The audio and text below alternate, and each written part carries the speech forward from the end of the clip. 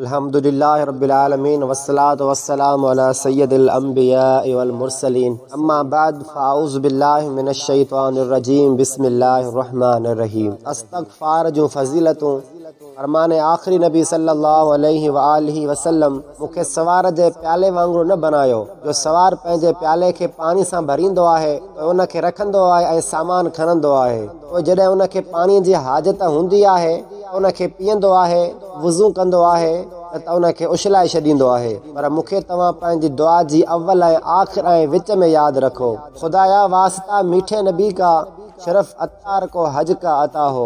सल्लु अलल हबीब सल्लल्लाहु तआला अला मुहम्मद सल्लल्लाहु अलैहि व आलिहि वसल्लम। मग़फ़िरत जे 5 हरफ़नि जी निस्बत सां इस्तग़फ़ार करण जूं 5 फ़ज़ीलतूं। नंबर पहिरियों, दिलनि जी ज़ंग जी सफ़ाई। हज़रत अनस रदियल्लाहु तआला अन्हु खां रिवायत आहे त ख़ातमुन नबिय्यीन महबूब रब्बुल आलमीन सल्लल्लाहु अलैहि व आलिहि वसल्लम जो फ़रमाने दिल नशीन आहे। बेशक लोह वांगुरु दिलनि खे बि ज़ंग लॻी वेंदो आहे ऐं उन्हीअ जी जिला यानी सफ़ाई इस्तग़फ़ार आहे। नंबर 2, परेशानियुनि ऐं तंगी खां निजात। हज़रत अब्दुल्ला इब्न अब्बास रदियल्लाहु तआला अन्हुमा खां रिवायत आहे महबूब रब्बे ज़ुल जलाल सल्लल्लाहु अलैहि व आलिहि वसल्लम जन फरमायो, जंहिं इस्तग़फ़ार खे पाण मथां लाज़िम करे वरितो अल्लाह पाक उन जे हर परेशानी दूर फरमाईंदो ऐं हर तंगीअ खां खेसि राहत अता फरमाईंदो ऐं उनखे अहिड़ी जॻह खां रिज़्क़ अता फरमाईंदो जितां खेसि गुमान बि न हूंदो।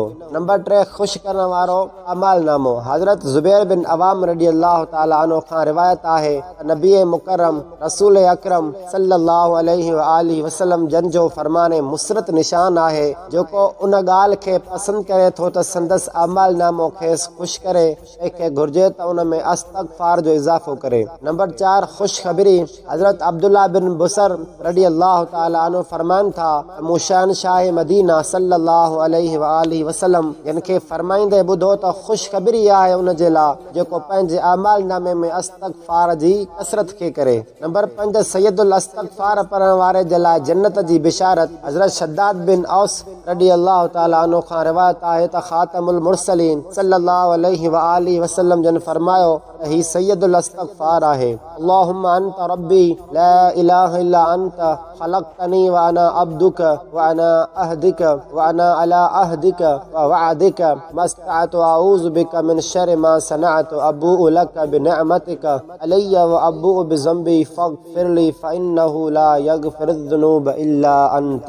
जंहिं हिन खे ॾींहं जे वक़्तु ईमान ऐं यक़ीन सां पढ़ियो पोइ उन्हीअ ॾींहुं शाम थियण खां पहिरियां संदसि इंतकाल थी वियो उहो जन्नती आहे, ऐं जंहिं राति जे वक़्तु हिन खे यक़ीन ऐं ईमान सां पढ़ियो पोइ सुबुह थियण खां अॻु में संदसि इंतकाल थी वियो त उहो जन्नती आहे। तर्जुमो, ए अल्लाह पाक, तूं मुंहिंजो रब आहीं, तोखां सवा को बि माबूद कोन्हे, मूंखे पैदा कयो, मां तुंहिंजो बानो आहियां ऐं वस आहर तुंहिंजे अहद ऐं पैमान वाइदे ते क़ाइमु आहियां। मां पंहिंजे बुरे अमाल जे शर फितने खां तुंहिंजी पनाह घुरां थो। तुंहिंजी जेका मूं ते नेमत आहे उन्हीअ जो इक़रार करियां थो ऐं पंहिंजे गुनाहनि जो एतराफ़ करियां थो। मुंहिंजी बख़्शिश फरमा जो तोखां सवा को बि गुनाह बख़्शे नथो सघे। जी दोस्तों, ही इस्लामी चैनल आहे, इस्लामिक सिंधी चैनल, हिनखे सब्सक्राइब कयो ऐं लाइक कयो ऐं पंहिंजी फेसबुक ID या व्हाट्सअप ते दोस्तनि सां शेयर कयो। ऐं तव्हांजी वॾी महिरबानी। अल्लाह साईं तव्हांखे शाद आबाद रखे।